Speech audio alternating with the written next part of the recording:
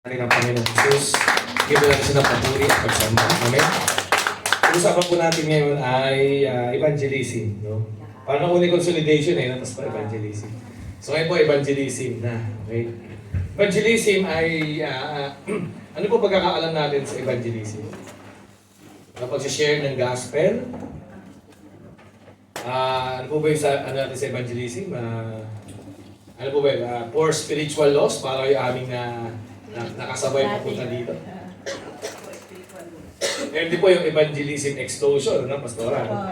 EE na tinatawag. Yun naman yung Yun. Tapos meron po tayo yung, siguro, narinig nyo rin yung SBI, Simplified Bridge Illustration. Ayun, yun. And then yung Roman Road, yung 5 verse mula sa Book of Romans. No? Tapos yung 1 verse evangelism. No? Yung 1 verse evangelism naman ay isang verse lang. Okay, yung Romans 6 verse 23. Ano po yung Romans 6:23? For the wages of sin is death, but the gift of life is eternal life through Jesus Christ our Lord and Savior. So yung Romans 6:23. So ito yung mga step by the step, sabi nga step by the step sa pag-evangelize. Pero gusto kong punta natin dito, ano ba yung pinaka-puso ng evangelism, no? Para sa akin, ng evangelism, it is the greatest conquest. No? Ibig sabihin ng conquest, ito yung mga gusto mong mapa sa iyo, siyempre, na sinabi ni Lord, na pwede naman talagang mapa sa iyo. Kagaya ng promised land sa panahon ng mga Israelita, kaya po kinonquer ng Israelita yung Canaan o yung promised land kasi pinangako ni Lord yun sa kanilang mga ninuno, sa kanilang forefathers, no? Kay Abraham, kay Isaac, kay Jacob. So sinabi yun, pinangako sa kanila yung lupang pangako. So nung panahon na nila Joshua, kinonquer yun, di ba? So conquest. So sa conquest po ay tayo po ay naka-design to live a life of conquest. Kaya wala po tayo talaga sa playtime. We are in our time. Kaya hindi natin pwedeng hindi alam yung salitang conquest. Sabihan po natin yung word na yun, conquest. Conquest. Ang conquest po ay meron kang pupuntahan na laban. Meron ka talagang gustong i-claim for yourself. No? Actually, hindi naman talaga para sa sarili mo lang, kundi ito yung pinangako ni Lord sa iyo, conquest. And evangelism is the greatest conquest. For example, gusto ko magkabahay bilang disciple at Kristiyano at born again, conquest yun para makapagpundar ako ng bagong bahay. Conquest yun. No? Gusto ko ng bagong sasakyan. Conquest yun para makapag-afford ng bagong sasakyan. For example, gusto mo mag-move out ng apartment, gusto mo mag-start ng business, na dati wala ka namang business, conquest yun. So tayo po mga mananampalataya, ang buhay natin ay buhay conquest. Pero the greatest conquest is evangelism. No? Ang pinaka-dakila na bagay na pwede mong pagtuunan ng pansin na makamtan, conquest, makamtan, ay ang makapag-win ng soul. Makapag-win ng soul. Kaya hindi lahat po gusto makapag-win ng soul. No? Wala, ibig sabihin ng makapag-win ng soul, makapag-share ng gospel sa isang unbeliever, sa isang wala kay Lord. At hindi po lahat gusto makapag-share ng gano'n. At tulungan, gabayan yung nakapag-share na yon, na-sharean mo na yon, na tao, para mag-grow siya kay Lord. Tawag po doon conquest, the greatest conquest, evangelism. Para sa akin, ganoon po evangelism, no? And ang evangelism po ay buhay. Sabi mo sa tabi mo, buhay ang evangelism. So, hindi ka nag-evangelize, hindi ka talaga buhay pa. Patay ka pa. Kasi ang buhay ay bumubuhay ng iba. Ang buhay na ay bumubuhay na ng iba. Tanungin ka tabi mo, kailan ka huling nag-evangelize? Sige, sagutin mo, kailan ka huling nag-evangelize? Kami ni Pastoran, medyo matagal na kami huli nakapag-evangelize nung Sunday. Hindi sa Sunday preaching, kundi personal kami nag-evangelize nung Sunday. Sa aming first service ay 10 a.m., ang second service namin 5 p.m. Pero sa gitna nun may tanghali, nakapag-evangelize po kami. Personally, kami mag-asawa. Husband and wife din. Amen. Kaya tanong kita mo, kailan ka huling nakapag-evangelize? Ako nung linggo. O next tanong, kailan ka huling-huling nakapag-evangelize? Bukod yung... Yeah. So nakapag-evangelize din po kami Praise God, to God be the glory. Nung Saturday, nung Sunday ako, nung last naman is nung Saturday. Saturday, meron pong 11 akong sinira ng gospel. Kasama ko naman doon si Steve, no? Nanonood si Steve. Para susunod si Steve naman na mag-share. Paano mag-evangelize. So, nag-share ako ng 11 na mga kabataan doon. Sinetap yun ng aming bagong open cell. Kami ni Pastoran, we have our 2 cell groups na open cell bukod sa primary 12 namin, ang G12 cell pag Tuesday. So, meron kaming 2 open cell na kami may hawak. Last time kaming nandito, isa yung open cell namin sa pinakamagandang subdivision sa City of Baliwag. Ngayon, 2 na po. Yung sa pinakamahirap na mga lugar sa City of Baliwag, yung nakuha namin. Na pangalawang open cell. So, ang isang leader ay pwedeng meron kang isang G12 cell with your team of 12, gaya ko po, sa pastoran, at pwede ka mag-open ng kahit 10 na open cell na gusto mo. It doesn't matter. So, kami po ay mayroong 2 open cell. Bali, 3 cell group ang hawak namin ni Pastoran ngayon. Yung unang cell group is yung G12 cell ko na tumatakbo since 2007. Ngayon po yung G12 cell na ngayon, leader na po lahat ng nandun. Amen? Every Tuesday yun. Pero meron pa po kami isang cell, meron pa kami 2 cell na open cell kami hihawak. Kaya po nakakapag-win kami ng mga nakakapag-evangelize. Sabi mo, nakakapag-evangelize na pa. So yun po, nag-share ako ng gospel. Ang lagi kong gamit na pag-share ng gospel ay hindi na po yung spiritual laws, hindi na po yung SBI. Ang gamit ko basically is one verse evangelism na amplified. It's yung amplified, marami nang dagdag na iba pang verse. Okay? Pero one verse pa rin. Ganun lang din yung aking simpleng kaparaanan. Sasabihin ko sa tao na lahat ay may kasalanan, di ba? For the wages of sin is death. No, dinidiscuss ko muna. May kasalanan lahat ng tao at ang kabayaran ng kasalanan ay kamatayan. Then yung second part, ngunit ang kaloob ng Diyos, may ngunit eh. So merong humarang para huwag kang mapahamak sa kamatayan. Amen? Yun ay yung tinatawag na salitang ngunit. But, or pero. Okay? And then, pagkatapos po nun, yung second part is may third part, yung magandang bagay na. May libreng kaloob ang Diyos na buhay na walang hanggan sa pamamagitan ni Jesus. Hindi sa pamamagitan ng pag-anib sa religion, hindi sa pamamagitan ng pagsunod sa tradition, hindi sa pamamagitan ng mga good works, good action, hindi. Sa pamamagitan ni Kristo Jesus nating Panginoon. Tapos ililid ko sila sa pananalangin ng prayer of acceptance. Panginoon, patawarin niyo po ko sa kanyang kasalanan, sundan mo ko, Tatanggap po kayo bilang parang tagapagligtas. Salamat po sa ginawa niyo sa krus ng Kalbaryo para sa akin. Pumasok po kayo sa puso ko. Kayo na po ang may-ari at Panginoon na aking buhay mula ngayon. In Jesus' name we pray. Amen. Tapos sabihin ko sa kanya, ikaw ay may bago ng buhay kasama sa Jesus. At kung gusto mong matutunan makilala si Jesus, narito kami. Willing ka ba na tulungan ka namin? Yes po. O yung magsisimula na nun yung cell group. Kagad. Ganun magsimula ng cell group pag nakapag-evangelize. Amen? So kahit isa lang yon, kagaya po namin pangalawang open cell sa pinakamahirap na lugar, isa sa pinakamahirap na lugar sa City of Baliwag, nakapag-start po kami ng open cell doon, isa lang yung na-share po. Noong Sabado po ay nandun yung kanyang anak, kanyang asawa, so kasama po sa labing isa yung 2 niyang anak na nandun, kasi sila mag-asawa. 13 po yung nasa open cell noong Sabado. Amen. Praise God. Palakpan po natin si Lord. Si Lord ang dapat i-glorify. Amen. Meron tayong nabubuhay ayon sa pagiging mabunga. Basically, pag sinabi po natin evangelism is simply fruitfulness. Pag nag-evangelize kayo, fruitful kayo. Yan. Ganun lang simple. Ano po? Evangelism is fruitfulness. John 15 verse 5. Ito po yung Sunday preaching natin ng Sunday sa Glorious City Church.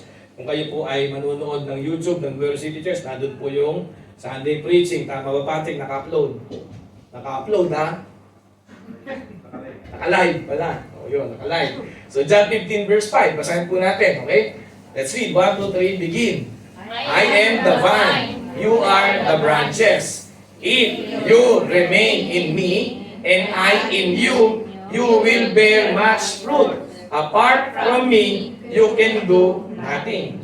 So, very simple. Ang fruit po dito ay people bring in people that has been brought to eternal life. So yung pong fruit dito, sabihan po natin fruit. So dalawa lang naman ang fruit na natatandaan ko na tinuturo ng Bible. Una, yung fruit of the Holy Spirit, yung ugali ni Jesus nasa iyo. Amen? So nagkakabunga ka na kapag nasa iyo ang ugali ni Jesus, ang bunga ng banal na Espiritu na merong siyam na katangian, 9 na katangian, love, joy, peace, patience, kindness, goodness, faithfulness, gentleness, self-control. Galatians 5 verse 22 to 23. So, tinamig katabi mo kung namumunga na ba o puro bunganga. May bunga o bunganga. So, tingnan niyo po. Okay, so ugali na ba ni Lord? May love na ba? May joy, may peace, may patience, may kindness, may goodness, may faithfulness, may gentleness, may self-control. Every morning, pag-pray mo lagi yun, Lord, Holy Spirit, ipuspos niyo po ako ng inyong presensya, bigyan niyo po ako ng love, joy, peace, patience, kindness, goodness, faithfulness, gentleness, self-control. Lagi po yun every morning, sabihin mo lang. Para malamayin ka. Yun ang unang uri ng fruit sa Bible na alam ko. Fruit of the Holy Spirit. Then yung pangalawang uri ng fruit, Kuya Pat, John chapter 4, verse 36, NLT. NLT na po. John chapter 4, verse 36, another kind of fruit. Ito yung second kind of fruit sa Bible. No, John chapter 4, verse 36. Let us read from the Bible. Okay, 1, 2, 3, go. The harvesters are paid good wages, and the fruit they harvest is people brought to eternal life. What joys awaits both the planter and the harvester alike. So very malinaw. Very clear po yan sa Bible na ano po ang another fruit. The fruit they harvest is ano po? People. So pangalawang tanong, kung may ugali ka na ni Jesus, 9 karakteristik ng fruit of the Holy Spirit. Pangalawang tanong, may bunga ka na ba na tao? Kasi sabi yun, no? The fruit they harvest is people. Amen.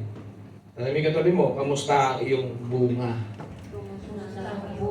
Ayun. Kaya kinay po, the fruit they harvest is people brought to eternal life.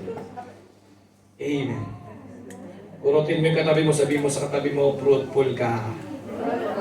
Bakit? Genesis 1:28. Yan. Genesis 1:28. God blessed them and said unto them, be fruitful and multiply. Pag bless ka ni Lord, ito, Genesis 1:28, di ba? Sa Genesis 1:28, God said unto them, God blessed them, and said to them, ano po? Be fruitful and increase in number or multiply, fill the earth, subdue it, rule over the fish in the sea, birds in the sky, over every living creature that moves on the ground. So si Lord, blessed ka na to become fruitful. Amen. Amen? How are you, my friend? Tumig mo, how are you, my friend? Ano sagot po natin dyan? I'm blessed, I'm blessed, I'm blessed. Tatlong beses, sabi mo sa kanya, I'm blessed, I'm blessed, I'm blessed, I'm blessed, and I know that I am. Alala niyo po yan, Pastora? I'm blessed, because I know that I am, because Jesus took control of my life. Diba? I'm blessed, and I know that I am, because He promised me to give a new life. So yun po, lumakanta na yun. And if you happen to ask me, how are you, my friend? I'm blessed, I'm blessed, I'm blessed. Amen. So, hindi po blessed na pera yan.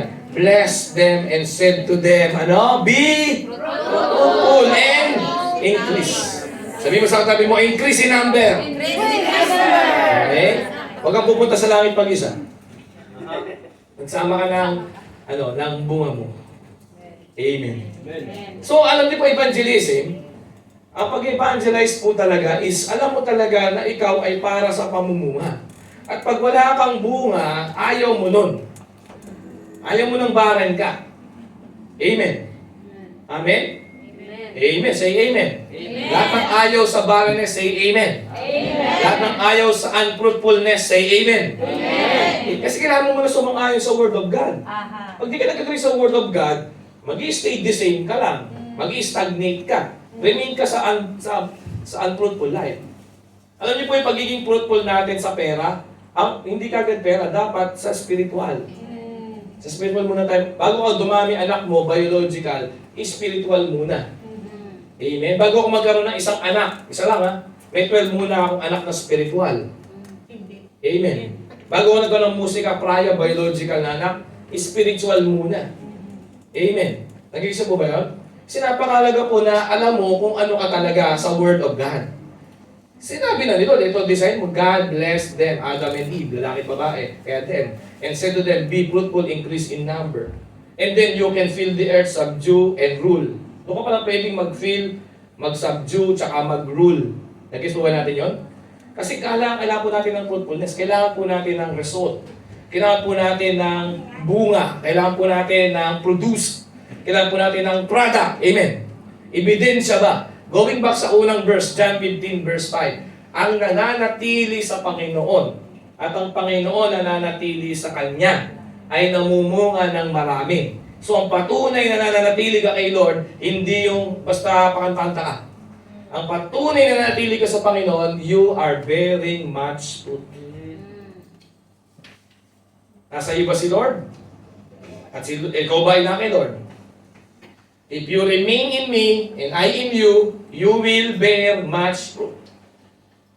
Hello. Gaano mo masisigurado sa sarili mo na talagang nasa Diyos ka na? You are bearing much fruit. Kaya pagpe-pray mo yan. No? Nung nasa Hong Kong, sa Singapore po kami ng August, last year. Nag-minister po si Pastor Cesar. Nag-pray ako doon, Lord, gusto ko ng 12 cell group sa city of Baliwan. Nakakadalawa pa lang ako, may 10 pa. Amen. Amen. Doon po nagsimula yun kasi nagsisimula po talaga ang galaw mo kung gusto mo nang mamunga sa pag-evangelize sa prayer mo. Alam mo kitabi mo, anong pinagpe-pray mo? Pag di mo pinagpe-pray, Lord, gusto kong magkaroon ng ma-evangelize. Wala kang evangelize. Prayer for 3. Nagsisimula tayo sa prayer for 3. Mananalangin ka. No? Lord, bigyan mo ako ng cell. Actually, ang prayer ko kagad, Lord, gusto ko ng 12 leaders sa City of Baliwag. Kasi may 12 leaders lang ako sa City of Candaba pa lang. Di pa pala City of Candaba, pero magiging glorious city yun. Amen. No, yung 10 kilometers away from Candaba, City of Baliwag, yun po yung aking pinagprayan. Lord, gusto ko ng 12 cells. May 2 cells pa lang kami. Ako kami nag-rehab ni Pastora. Amen? Pero nagpe-pray ka muna. August po, 2025, pinag-pray ko yan sa Singapore. Then, nung dumating si Pastor Cesar sa Pilipinas, no, November 1, nakon po yan ng Pilipinas, yun pa rin prayer ko. Amen? Kaya nagsimula pa lang yung pangalawa kong cell sa Baliwag, November. No, nagkaroon kami ng harvest, ng conquest, na hindi ko pinag-harvest yung church na sila lang. Ako rin gusto kong harvest. Ako rin gusto kong maging fruitful. Ayokong tumigil sa pagiging fruitful. Amen. Amen. Sino dito gusto mo magsimula ang pagiging fruitful sa buhay mo? You need to pray. Lord, gusto kong masyesharan. Bigyan niyo ako ng i-evangelize, Lord. Bigyan mo ako ng magiging cell group ko, Lord. Na magiging 12 din yun, magiging disciple yun. No, bigyan niyo po ako talaga ng right and ready. Sasagot si Lord. Madaling kausap si Lord. Remind mo yung katabi mo, sabi mo sa kanya, madaling kausap ang Diyos. Magulo ka lang makipag-usap. Hindi mo alam kung anong gusto mo. Ano ba? Diba? Tayo lang magulo makipag-usap. Si Lord madaling kausap. Diba? Tayo ang nalilito na sa atin si Lord. Ano ba talaga? Lord, pagpalayan mo, ano doon? Saan doon? Anong bahagi? Diba? Paano kita i-bless? Basta bahala ka. Hindi pwedeng ganun. Amen? Lord, gusto ko ng cell. Gusto ko ng share, evangelize. Doon nagsisimula ang evangelism. Lord, hindi ako makakapayag na hindi ako magiging fruitful. Are you listening, mga kapatid? Eh, kung ayaw maging fruitful, hindi kayo magiging fruitful talaga. Ayaw nyo naman pala. Mga napipilitan lang po kayo makinig. Amen. Kasi pang fruitful po ito. I want to live a fruitful life. Okay, sabi mo nga sa tabi mo, I want to live a fruitful life. Okay, so nagsimula na po. Madali na po yun. Madali mag-evangelize. No? Madali po mag-evangelize. Ako po mas master ko yung evangelism sa strangers actually. So, kaya ngayon po, yung nawin ko po namin ni Pastor this November, yung aming second open cell sa City of Baliwag, ay nashare namin yun. Yun naman po ay aking high school friends pa. So, ito naman, this time, hindi sa stranger. No, yun pong aking mga nawing na mga disciples, si Samila, no, si Mimi, kilala niyo po. Yun, stranger ko yun in-evangelize, si Mimi. No? Si mga barkada nila, si Nabayron, no? Si Aris po, born again yan kasi nandun na po yun sa kasama kong lumang simbahan, saka si Patrick. At si Steve po ay galing po sa aking disciple na si Osborne. No? Si Osborne, kilala niyo po, no? Yes. Si Osborne, na-wait ko po yun, stranger din si Osborne no? Sa high school. Pinasok po namin isang high school noon. No, stranger po, di kilala si Osborne. So nasira po si Osborne kasama yung classmate niya. No, si Steve po ay galing kay Osborne na naging primary 12 si Steve. No, so ganun po eh. Pero more on, doon po ako sa hindi ko gano'ng ma-evangelize yung aking mga kaibigan. Pero this time, aking high school friend, yun po ang nawin namin, ni Pastoran. So, kaya po madali po mag-win talaga kung ang heart mo, spiritually, talagang excited ka na at gusto mo na. Kaya kung may katabi mo, gusto mo na ba? Kasi kung hindi pa, please, remain in Jesus. Kasi kung if you remain in Christ, normal yun. Gusto mo mamunga. Baka naloloko po natin yung ating sarili na akala natin na kay Lord tayo, kung nandito tayo sa highly favored na building na to, third floor, di ba? No? Pero kung wala ka kay Jesus, talagang ayaw mo itong mag-bear much fruit, di mo na nag-get siya. Eh, tinin po, if you remain in me and I in you, you will bear much fruit. Ganun ang sinasabi ni Lord. Hallelujah. Alam niyo, apart from me, you can do nothing. That's why you do nothing, you are apart from Him. If you are not apart from Him, you cannot do nothing. You will not do nothing. Hindi pwede wala kang gagawin. Ibig ko po sabihin, kung na kay Lord ka talaga, kung hindi ka apart kay Lord, kung talagang malapit kayo ni Lord, you will do something. Do something. Sabi mo sa atin mo, do something. So August po nasa heart na, Lord, gusto ko mag-win. Gusto ko magkaroon ng 12 cells. Yan. Amen? No, sa City of Baliwag. Yan. Diba? November na, ano ko yun, ni-refire ko ulit yun. Diba? No? Tapos po, nung November na, harvest na ng church namin, I do something. Ginawa ako. Sabi ko sa akin mo, do something. Yung aking kaibigan na ito na bigla lumitaw ulit sa Facebook, no? Na matagal nang hindi naman nag-Facebook, bigla ulit lumitaw yung mukha niya. Minessage ko lang, sabi ko, Sir, kamusta? O sabi niya, kita tayo, nagbebenta na ako kayo ng bahay sa isang subdivision. O sige, alam ko naman gusto niya akong i-tour lang doon sa bahay na binibenta niya. Pero okay lang. O yun na po, natagpo niya ako, nakita ko yung mga bahay na binibenta niya. O sabi ko sa kanya, meron ba ditong 3 months to pray? 3 months to pray. Hindi nung i-avail ko, 3 months to pray. Hindi to pay, 3 months to pray. Wala pala siyang gano'n. Sabi ko, maliliit ka ako. Magkano ba ako pinamahal dito? Sabi niya, 7 million. Naku, ako 7 million, di kasi yung pamilya ko dyan. Sabi ko sa kanya. After po nung tripping yun, dinala ko na siya sa tapat ng coffee shop, nung subdivision na bago na yun. Nilibre ko siya ng french fries, sinayang siya ng gospel, sinabikwento ko sa kanya. No? So, simple ako. To make it very simple is, mga principle lang po ito, sulat mo to. So, before learning any technique, your heart is everything. Sabi mo sa tabi mo, your heart is everything. Bago tayo mag-aral ng technique, SBI, okay? Or spiritual laws, EE, di ba? Roman Road, OVE. May bago po ni Bishop Orel, Kwentology, kwento mo yung theology mo, no? Sabi yung theology, yung pagkakilala mo, theology means you study God, di ba? Kwentology, yung ginawa ni Bishop na bago. Another technique po yan. Sabi mo sa tabi mo, bago yung technique, your heart is everything. Is your heart ready? Are you in Christ? Is Christ inside of you? Are you inside of Jesus? Amen? If you remain in me, sabi nga nila, yun ang tanong dito. Kasi dapat po yung heart ni Lord, nararamdaman nyo, mga kaibigan, mga kapatid. Ang puso ng Diyos may 12 stones. Amen? May team of 12 sa heart ni Lord lagi. Are you listening? Amen. Nandiyan po ba kayo, mga kapatid? Amen. Sabi mo nga, may 12 sa heart ni Lord. Okay? That's another preaching. May 12 sa heart ni Lord. So, yung isa dyan, madali lang. Kasi 12 nga, nasa heart ni Lord eh. Okay? So yun muna, your heart is everything. Then, dito po mga core foundation po na ito, tatlo lang to. Una, motivated by love, not duty. Motivated by love, not duty. That's number 1. Be motivated by love, not by duty. The greatest commandment is, ano po? Love the Lord your God. Sabi commandment no? The greatest utos, hindi po kagad mag-win souls, make disciples. The greatest utos is, ano po? Love the Lord your God. With all your heart, with all your mind, with all your soul, with all your strength. Amen? Evangelism should flow from a genuine love for people and a desire for them to know Jesus, the joy, the real peace, the real purpose na matatagpuan lang kay Jesus Christ. Hindi po yan religious list na kailangan gawin. Huwag kang mag-evangelize dahil religious lang. Amen? Amen? Dapat nagmamahal ka. Pangalawang principle po, no, core foundation po, no? Depend on the Holy Spirit. Depend on the Holy Spirit. You cannot convince anyone, no, of their need for God. That is the work of the Holy Spirit. Your role is to be a faithful witness. Amen? Your role is not a convictor. Di ba? Ikaw magko-convict, no? You are not a convictor. Ang role mo mag-witness, magpatunay.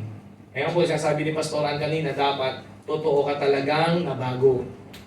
Totoo ka talagang na-born again. Actually, yung bottom line po ng tinuturo ni Bishop Oriel na bagong technique, yung kwentology nga po, yung kwento na may theology. Okay? Yun po is, kinikwento mo yung buhay mo talaga. Paano ko po sineran yung aking na-win that November? No, yung pong agent ng subdivision na kaibigan ko na lalaki. Siner ko yung ano ko nung high school. Nung high school, loko-loko ho talaga ako, no? Nagpapamigay po ako talaga ng mga ng mga pornographic materials. No, ng mga adult magazine. Binigyan ko siya, yung sinerang ko na yun nung high school. Just imagine, nung high school, sinerang ko siya ng hindi gospel, ng adult magazine. Nung high school. Kaya sabi ko sa kanya, nung nasa kampi na kami, sineshare ko na siya. Oh, dati sineshare ko sa'yo, Playboy. Ngayon ako, Bible na sineshare ko sa'yo. Pastor na ako. Ang dali, kasi nga, alam niyo buhay ko dati. The old has gone, the new has come. Paano nangyari yun? Sabi niya sa akin, sa pamamagitan ka ako ng encounter ko sa Holy Spirit. Sabi ko sa kanya, religious ako. Ako yung born again ng religion ko, pagka born again, hindi ka. You must win and you must go and make disciple. Di naman sinabi ni Lord na, go. Tapos na. Ano sabi ni Lord? Go and, make disciples. Kailangan mo dumating sa buhay niya. Sa mga nag-evangelize po, sabi mo sa katabi mo, sana dumating ka sa buhay ng tao na ito. Kaya nga di ba, ang pwede lang maging fruitful yung talagang sinesend. Bakit pinapadala sila? At pinadala ka, dapat dumating ka.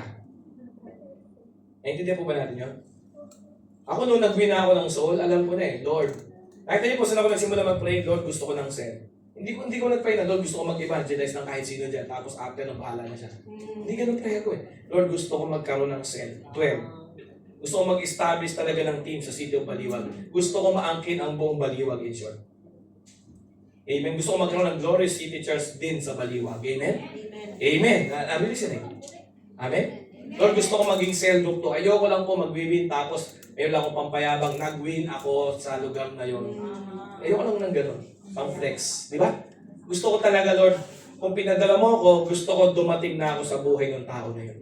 At pag may dumating sa buhay mo, hindi na dapat mawawala.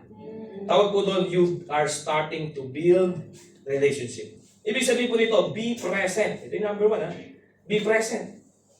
Sa buhay niya. Hindi ka pwedeng absent. You will invest time genuinely sa friendship with people who don't know and who don't believe with your the same faith. Di ba? Get to know them.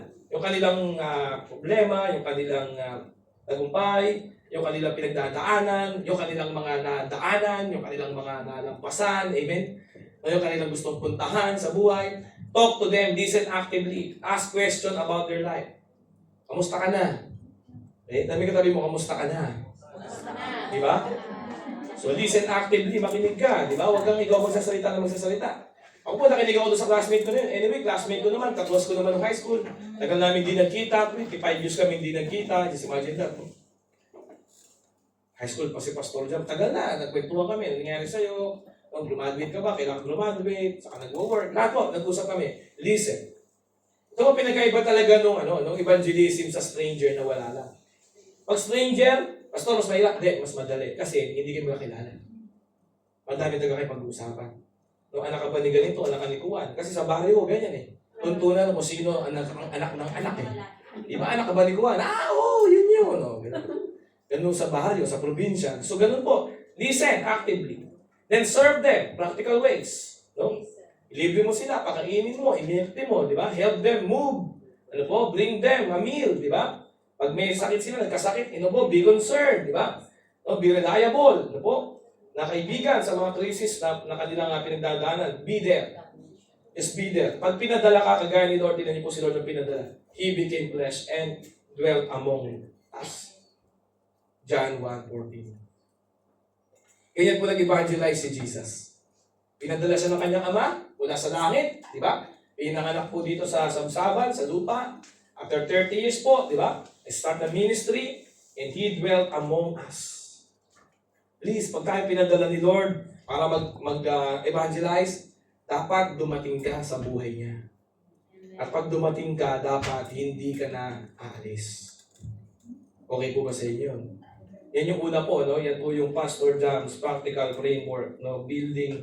Number 2 po, ito nga po, share your story. Nakwento ko na po ito sa inyo kanina, pwede mo ikwento yung buhay mo. Yan po yung kwentology ni Bishop Oriel. Share your story. One of the most powerful tools na po is your personal story. Tandaan mo, hindi mo trabaho i-convict siya. Ang trabaho mo mag-witness. Yung conviction, Holy Spirit gumagawa nun. O John 16 verse 8, di ba? Ang trabaho ng Holy Spirit is to convict the world. Yung trabaho ng Holy Spirit, John 16:8. Ang trabaho natin is ano po? To be a witness. Amen? Ano sabi ni Lord? Acts 1 verse 8, no? You shall receive power and then you will be my what? Witness. Kaya kami power so that you will be a witness. I love evangelism. Sana po one day masabi niyo, you love evangelism. No? Sabi mo sa tabi mo, I love evangelism. Di ba? Lalo na po dito, pag may Pinay dito, nasa MTR lang, dali pong makakwentuhan. No? Kabayan! Naligi lang, tatagalog ka. Di ba? Kabayan! Punta lang kayo sa Central, makiupo kayo dun eh. Di ba? Sa una, awayin kayo, di ba? Territory niya kasi yung karton na yun. Di ba? Pero soon, ano na yan, di ba? Bigyan mo na lang ng burger, gano'n, di ba? Dala mo na lang ng fishbowl na may curry, di ba? Di ba? So, kailangan po maging passion po talaga natin yan to share the gospel. No? Share your testimony. Keep it simple. Keep it relatable. Pag nagsishare po tayo ng testimony, dapat makaka-relate siya. Okay? Kaya dapat po marunong tayong tumingin ng diretso sa mata. Hindi mo bang sample yung katabi mo ng tingin ng diretso sa mata? Ang hindi daw makatingin ng diretso, may sanib eh. Okay. Sa isang course namin sa Bible School, yung demonology.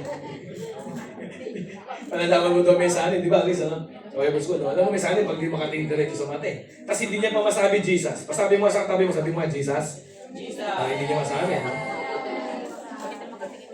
Mag-ingat ka, pag hindi niya masabi Jesus, magkindi sa kanil niya. So, paano malalaman kung relatable ka? You look into the eyes. Di ba? Pag tumingin ka sa mata, alam mo kung nakaka-relate siya sa'yo o hindi. Ayusin mo talaga yung conversation. Yung train of thought mo, ayusin mo talaga. Okay? Share your testimony. Sa share your testimony, connect it to your life. Di ba? So, pag binarinig ka sa kanya, alam mo, ang struggle ko, para ako nade-depress. Sabihin mo, ako rin, nakaranas din ako ng ganyan. Pwede mo i-share kung meron ka rin ganong karanasan dati. Ha? So, connect it to their life. No? I used to feel a lot of anxiety also about the future, for example, di ba? Dati natakot ako sa future nung bago ako lumapit ng college, for example. No? Pero simula nung sumunod ako kay Jesus, may nagbago. Nakatagpo ako ng peace na hindi ko ma-explain. Amen? So, example lang po yun. Okay? So, share your story. Ano po yung una? Build relationship. Okay? Makipagkaibigan, greet, di ba? And yung pangalawa po, share your story. Then number 3, ito na po, share the gospel. Ito po marami po kasi, kagad, tinatapos na, tapos nakakwentuhan niya, tapos nakwento niya dati niyang buhay, nakwento niya kanyang story, pero nakalimutan niya is-share yung gospel. O marami mong ganyan. Ano ba yung gospel? Yan na talaga yung gospel na for the wages of sin is death. Kaya talaga dumating kayo sa punto na talagang may kasalanan. May kasalanan. Alam niyo ba may kasalanan? Romans 3 verse 23. For all have sinned. Sabi sa Romans 3:23, and fall short of God's glory. So kailangan mo explain talaga yung kasalanan. Si Eva at Adan, ano patunay na may kasalanan? Ano sabi doon sa Romans 6:23? For the wages of sin is death. Patutunayan ko sa inyo may kasalanan.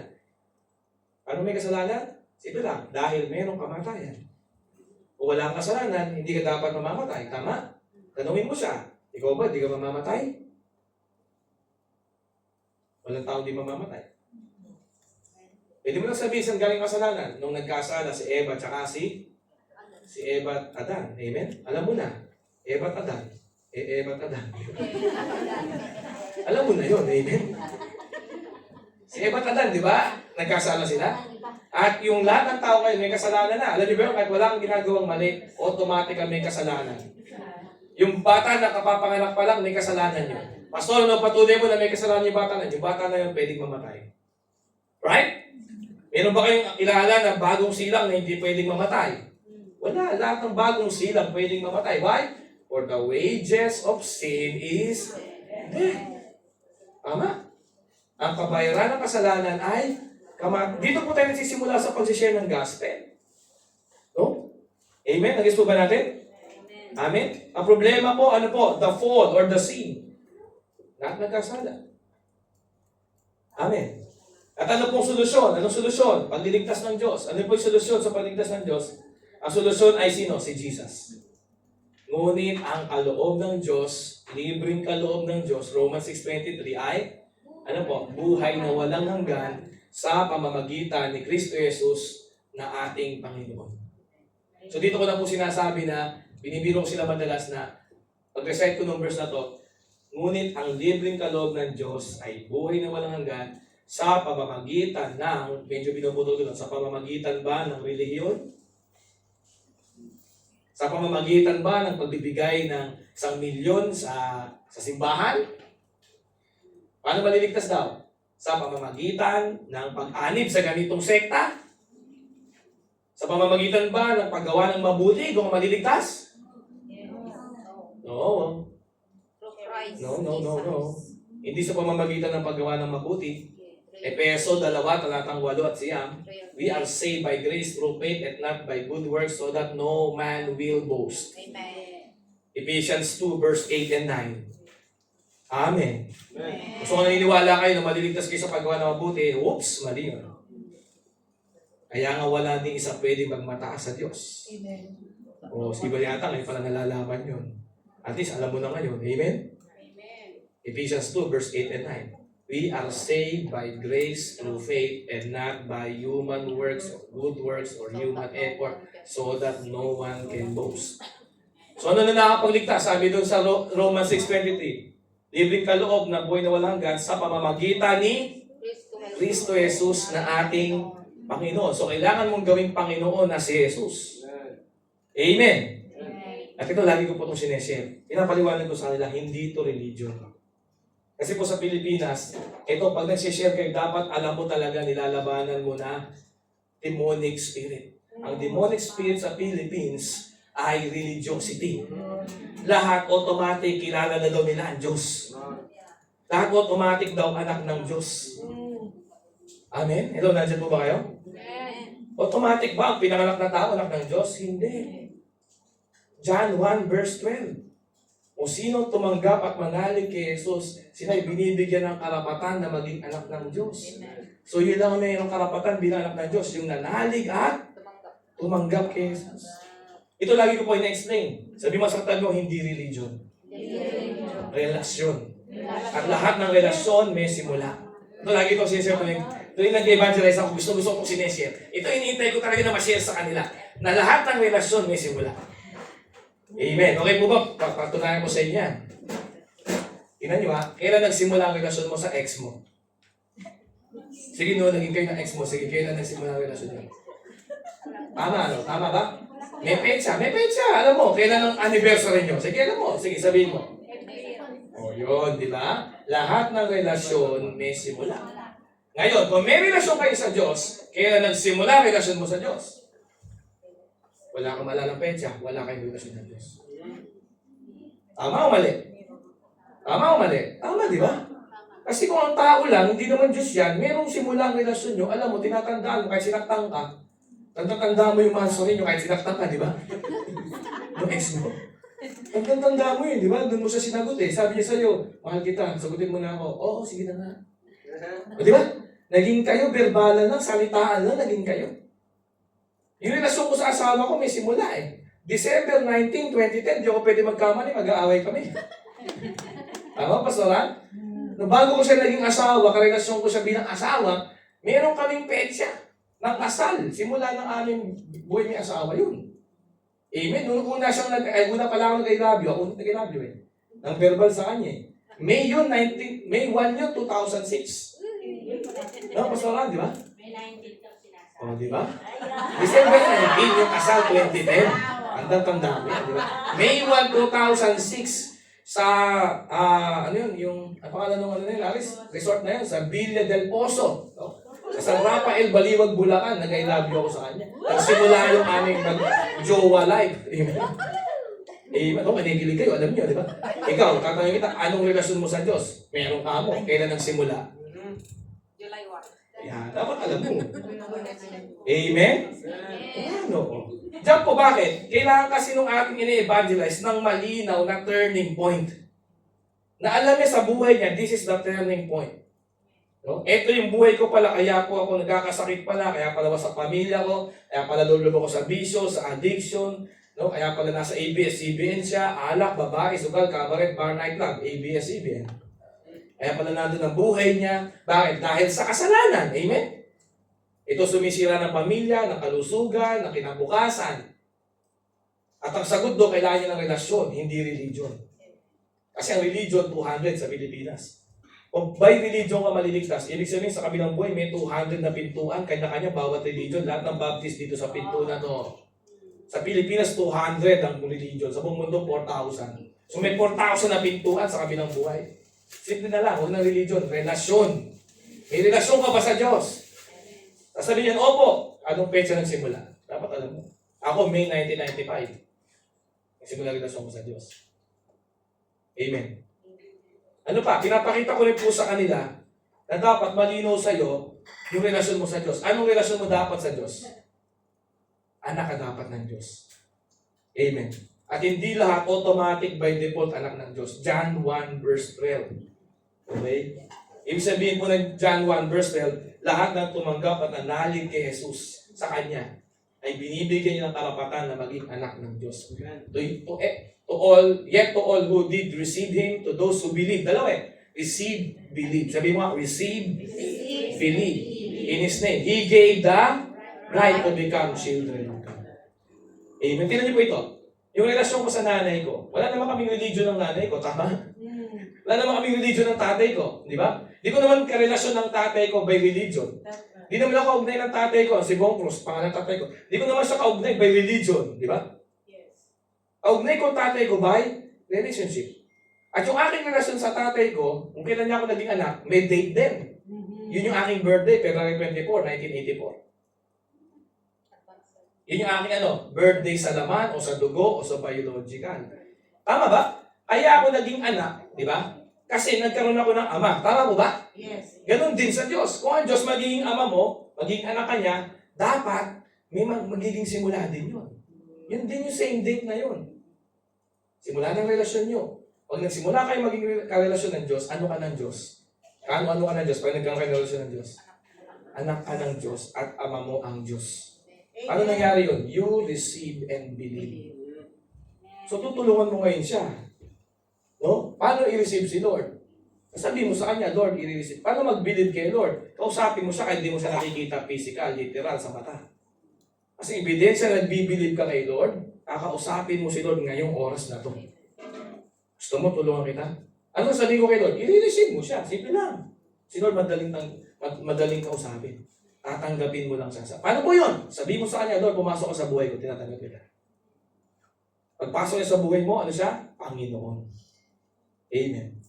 Hindi mo siya tinatanggap bilang kaibigan. Hindi mo siya tinatanggap bilang kakilala. Amen. Tinatanggap mo siya bilang Panginoon. Ibig sabihin ng Panginoon, Lord, Romans 6:23 pa rin po yun. Ano ibig sabihin ng Lord? Siya may-ari. Parang landlord. Di ba? Siya nasusunod. Pag may landlord kayo sa apartment, siya nasusunod sa apartment. Tama po ba? Ganun ang Lord. So pag tinanggap mo si Lord, i-receive mo si Jesus, Lord siya. Ready ka ba ngayon? Sa krus ng Kalbaryo, alam mo ba? Minahal ka ng Diyos. Inakita niya yan. At ang sukat at ang hugis ng pag-ibig ay krus. Amen? Ang sukat at hugis ng pag-ibig, krus. Sa krus ng Kalbaryo, siya ay namatay para sa iyo. Kaya mas madali mo siyang matatanggap kasi siya ang unang tumanggap. Amen? Amen? At gusto nga niya ngayon, makapasok siya sa puso mo. Then from there, nililig ko siya sa simpleng prayer. Verbal, dapat marinig ko yung kanyang prayer. No, kung kaya mo, paluhurin mo, di ba? Pero kung nasa kalsada ka naman kayo, huwag mo na paluhurin. Kung nasa tindahan kayo, huwag panuorin, di ba? Pero kung nasa bahay kayo, pwede, di ba? So, papigitin mo talaga, verbally, sundan mo kung sasabihin ko, Panginoong Jesus. Sige, sundan niyo po ako, Panginoong Jesus. Patawarin niyo po ako sa aking mga kasalanan. Ako po ay isang maruming tao. Ako po ay naging mayabang, pagmataas, at binaliwala kita. At marami pa po. Diba? Sabihin mo pa lahat ng mga kasalanan malalam. Ginagano ko rin siya paggamit tayo. Pero wala na tayo, sabihin ko sa kanya, tinatanggap ko po kayo. Sige, niyo po, tinatanggap ko po kayo. Panginoong Jesus, sa buhay ko, sa puso ko, kayo na pong aking hari at Panginoon. Kayo na pong masusunod sa buhay ko ngayon. Gusto ko po magsimula ng relasyon sa inyo mula sa araw na ito. Tatandaan ko po. February 19, 2026. Ito po yung aking spiritual birthday.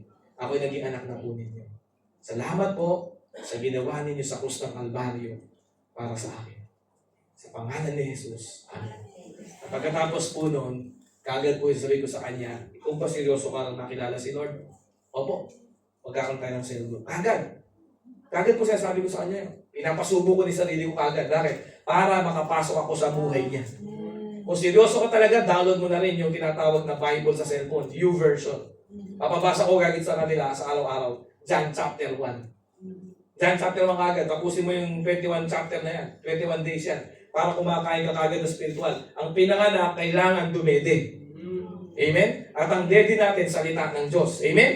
Ay download mo, libre lang sa Android, sa iPhone, YouVersion, yung Bible. Tutulong mo talaga siyang gumawa ng na mag-download talaga ng YouVersion. Yung Living Bible na Tagalog, magandang balita, Biblia, Tagalog. Tapos, aklat ni Juan, chapter 1, babasahin niya agad bukas. Bakit? Para yung dede agad ma-absorb niya. Yung apat ko anak, pagkapanganak sa nursery, ano gagawin ng nurse? Apat dede. Kagad yung papabiling ka ng gatas, kaya di pa mahihiwain yung si Pastor kasi si Sharon siya. Bago siya hiwain, may gatas ni anak namin. Bakit? Kasi paglabas nun sa tiyan ng kanyang nanay, dadalhin sa nursery, kaagad, kailangan ng dede gatas. Amen. So, ganun po mag-evangelism. No? Pero kailangan po maging puso natin. Sabi mo sa katabi mo, dapat puso mo talaga. Paano pagka sinabi niya, ayokong tanggapin si Lord? Ano dapat gawin? Okay? Your job is maging faithful sa pag-share ng message, pero sa pag-control ng kanyang tugon, wala kang magagawa. Amen? Kasi yun ay sa pagitan na niya at ng Diyos. So, don't take it personally. Sa lahat na nasira ko, isa lang natatanda ko nag-reject. Yung matanda doon sa message tres na nakabisikleta. Si Robert. Si Robert yun eh. Kilala mo yun? Si Robert. Oo, sabi, ayoko yan. Pambata lang yan. Bahala ka ako sa buhay mo. Robert. Sa lahat, sa buong talamboy ko mong pagpapasto, since 2007. Ilang ang nag-reject sa akin si Robert. Sumakay nung bike niya, Aris. Nato pa naman si John John, si Christian John, yung ina-apprentice ko noong na 144. No? Pero don't take it personally. Sabi mo sa tabi mo, don't take it personally. Tandaan niyo po, yung rejection niyo ng kanyang message ay hindi tungkol sa iyo, tungkol sa sarili niya yun. At hindi nabawasan yung halaga mo sa mata ng Diyos. Mahalin mo. Sumunod, keep loving them. Sabi mo sa tabi mo, keep loving them. Mahalin mo pa rin yun. Then, pray for them. Yan. Pray for them. Mahalin mo naman. No? Kung nakita ko si Robert, no, pag nagawi ako doon sa Bukana, kamag-anak ba ni Gagar yun? Si Robert? Kapatid yata niya yun. Kasi si Gagar taga-City Trust din yun.